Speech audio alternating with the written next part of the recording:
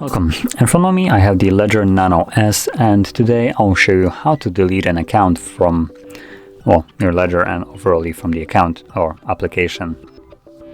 So to get started, you will want to open up the Ledger Live application, either on your computer or on a phone. It really doesn't matter what you use.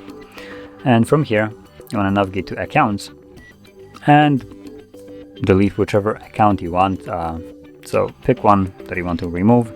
So as an example, if I want to remove Bitcoin, because I have two for some reason, I'll just tap on it.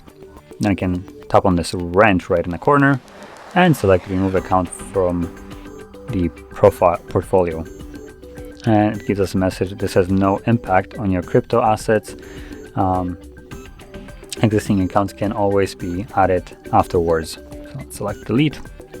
And there we go. As you can see, it's gone. Obviously, you can delete all of them if you want to. So, if you found this video helpful, don't forget to hit like, subscribe, and thanks for watching.